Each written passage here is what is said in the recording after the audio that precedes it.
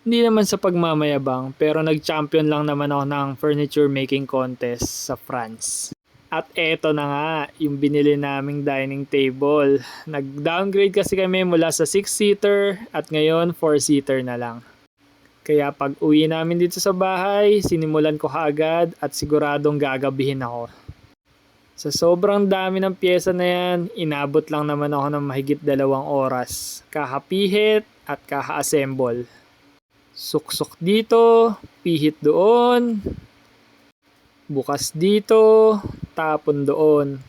Pero syempre, masarap talaga pag pinaghihirapan mo. Kaya ito, nag-enjoy naman ako sa pagbuo niyan. Ito na rin naman ang nagiging banding namin mag-asawa. Tulong kaming nagbuo niyan, syempre. Kung dati Lego, Gundam at iba't ibang laruan ang ina-assemble ko, ngayon furniture na. Ibang level na talaga to. Adulting 101! Sige, pihit lang ng pihit. At eto, itayo muna natin yung table nang meron na tayong patungan. Sobrang excited namin matapos to. Ikaw ba naman mag-Japanese style ng ilang buwan? Aba, aba, aba. Na-experience tuloy namin maging hapon. Japanese table ng ilang buwan. Japanese lifestyle.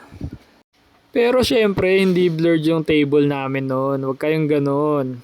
Hindi rin biro magbuo nito sakit sa kamay. Ang liit ba naman ng pasunod na Allen wrench eh. Pero syempre, habang natatapos yan, nag-i-enjoy ako. At sobrang excited sa wakas, meron na ulit kaming table. Downgrade from 6-seater to 4-seater. At yan na nga, malapit nang matapos.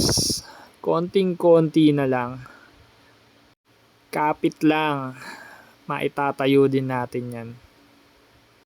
At ayan na nga, maitatayo na natin konti na lang. Ito na ang table natin. Tiyanan! Ayos!